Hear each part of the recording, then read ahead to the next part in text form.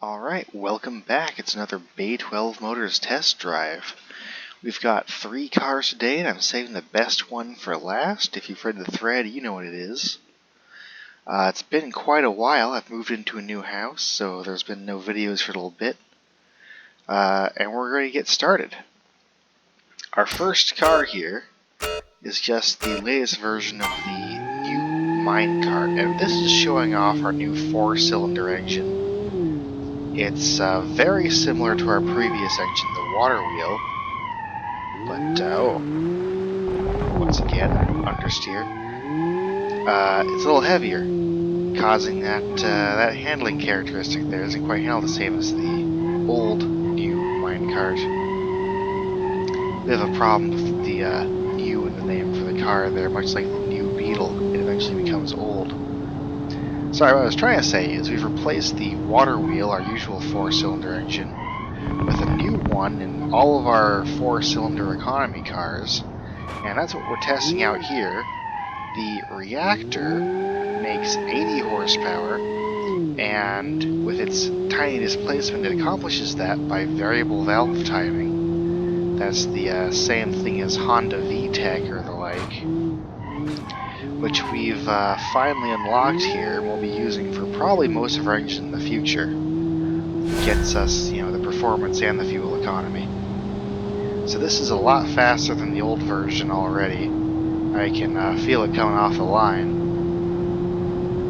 And this basically brings all of our economy cars into the modern age. They're not quite so sluggish anymore that you wouldn't want to drive them on a highway. Let's see if I can hit the 105 that I got in the automation. No, it seems like we still lose a little power for turbo engines in BeamNG, so I can't quite hit that. But 100 miles an hour isn't bad for a little yellow shit box. Braking's a little funny. So yeah, this is what we have. They changed the way the checkpoints look in our latest lineup. So the new minecart's the lighter of our 4 different cars using this engine. That's why I've chosen it for the demonstration today, which I've, as usual, I've already screwed up the lap, but don't worry about that. So, in a minute here we're going to talk about other new cars. So we've already driven some cars with the pump stack V8 performance version. That'd be the Rapture and the LMP, and we have yet another car that's basically just like those coming up next. It's another all-wheel drive V8 with the upgrade for that will be mainly that it has 4 seats, but got a better time in the editor. Now if I recall correctly, the time I got was 3 minutes for the new minecart, and with my usual policy of not practicing repeating laps or trying very hard, it looks like I'm coming well short of that, but it might actually be a record for me as far as our economy cars go. I think I can come in under 320 here if I really step on the gas. Get a little turbo going. 318, so that's a full 20 seconds behind the computer, but it'll do. So next up we have a different car to try. That's our new model, the Bay 12 GT. This one came about out of a need for our other sports cars. We basically picked cool looking bodies, and both of them only had 1 seat row, and the lack of, a 3rd or 4th seat kind of precluded them from demographics like GT, Grand Touring, where they really like extra seats.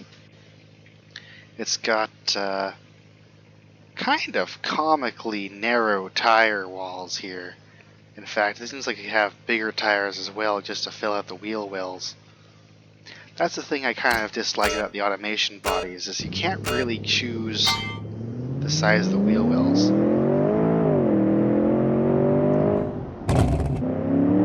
Hear that? Well, this car handles great.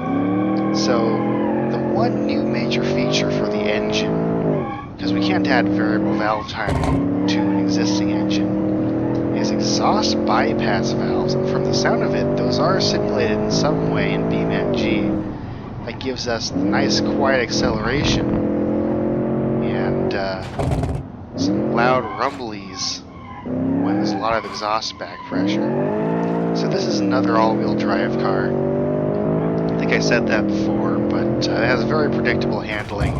It's fast, it has a lot of grip. Unlike some of the others, the engine is not in transverse, it's front and back.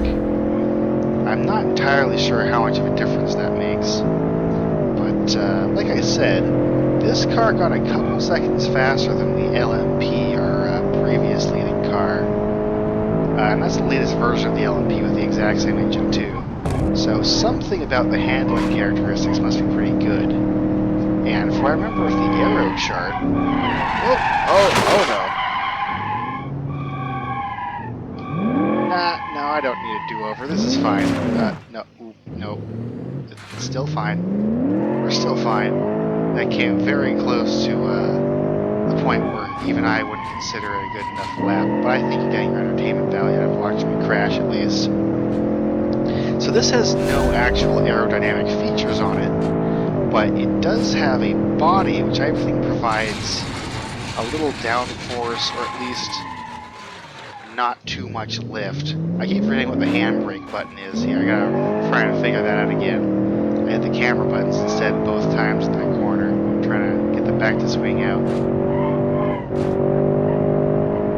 So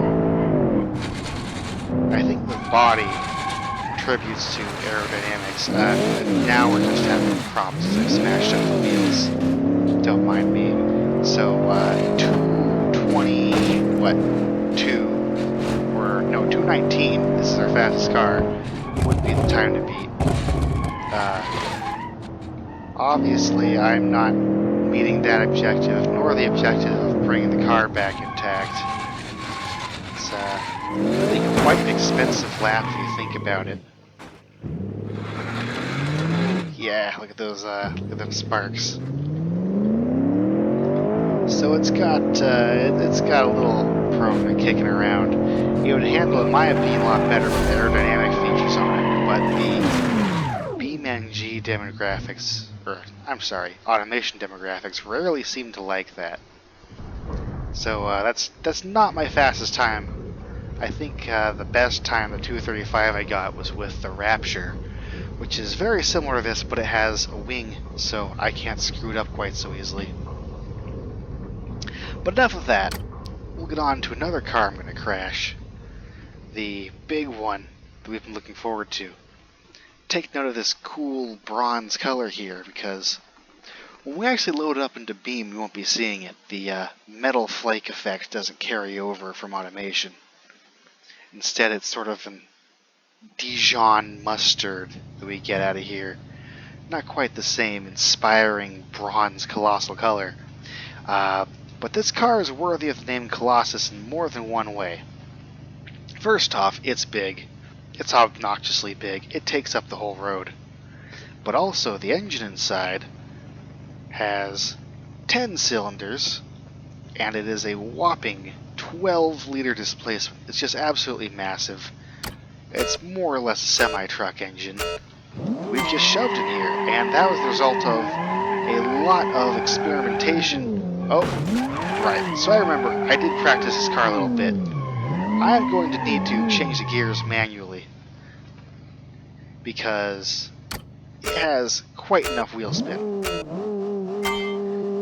And doesn't have any kind of traction control, I don't think. Or at least I'm not seeing it come up in Beam yet. Whoa! And it kicks out the back, no problem. As you can see, at the top of the tachometer, we can kick out the wheels very easily. I keep shifting gears early. If I leave it on automatic shifting, it's liable to just not shift at all, because we're not really accelerating when the wheels are spinning that much. Ooh, man. So this thing has big, fat, chunky rear tires, and it's just not enough to handle the weight and back. Let's try that again. I think I can get maybe a complete lap out of this. lots of tire smoke, lots of power, lots of noise. That's what 12 liters gets you. So I experimented. There was a lot of desire to build a muscle car in automation that we thought looked cool and the demographics actually liked. And this is what we came up with. We decided that since they do actually like displacement more than power, and they don't want it to be too powerful because then it's too fast and the tires get astronomically expensive. What we wanted, oh god, the drifts, was a normally aspirated engine, which is good because basically always in automation they want a turbo engine, and we want a lot of displacement. And the displacement number we came up with is, well, frankly, it's unrealistic. We got to 12 liters on a 10-cylinder, so they're 1.2-liter cylinders. Alright, now we're in a big stretch. This thing hit just about 155. I'm going to see if I can do that today. Oh man. Oh, the back. Oh no. Looks like I can do a little litho braking there. Oh yeah, it's all screwed up. The side's wonky. It still has the power to completely drift. Yes, this car may be my match. This car may be the car that requires me to actually know how to drive, and ladies and gentlemen, I'm not sure that I do. I'm going to give it one last chance here. I want to bring this thing around the course.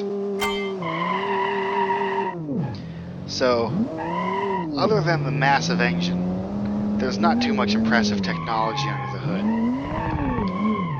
It's fuel injected, it's still a modern engine, and it's got overhead.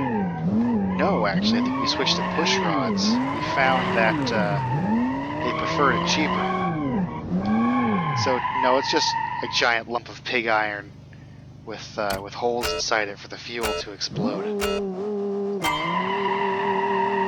and a lot of rubber on the back in a desperate attempt to stop the wheels from spinning. I basically have to shift and drive the car at like a few RPM in order to keep it under control. It really needs a limited slip diff or something. If I apply about half throttle, I can handle it in second gear. Oh no. Oh, that's so bouncy too. So it has a roll angle of 4.8 or something degrees in automation as well. So it's not supposed to be a big bouncy luxury car like the Noble is, or the Baron. But I still feel that way. Maybe it needs stiffer shocks. Oh, there's the front of the car. That's, you know what, I think that's the least important part of the car. We can complete this lap. And, it still feels that way. You can see it's bouncing everywhere. Every input has consequences just seconds later that I'm not hoping to have. Back feels so light, it definitely needs a spoiler. But, if you ask the markets in automation, they'll still tell you it doesn't need one. Did 125 through there after braking in automation's test track in the game, and my solution was just to slow to 125 in the first place and not have to brake. Okay, yes, sand, that's a good place to drive the car. More wheel spin at 100 miles an hour. Brakes early. I've screwed this up with the last two cars. Drifting on out of here. Oh. Doing a donut. Nope, not doing a donut when I wanted to.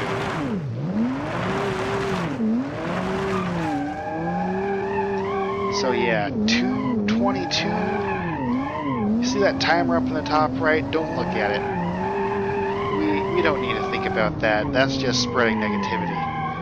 What the important thing's going to be is that I'll have completed this lap, technically, and I'll only have pointed the wrong direction a few times.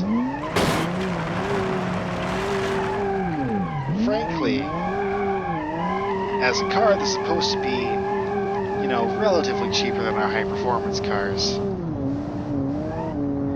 I think this is almost irresponsible to sell to people. Some random Joe Schmo is going to buy this. They'll save it their paychecks. They'll be like, yeah, I'll take the 12-liter engine. They're going to go out of the dealership lot and they're going to send it. And the back's just going to go right into the nearest gas station, causing a huge fireball. We'll have to see if Fish Breath can handle this car, because I don't think I can. That was 312, putting my driver time well into the time of economy car scores. So next time, we'll have what may be our last generation of cars. We're getting into the end game. We'll see you then.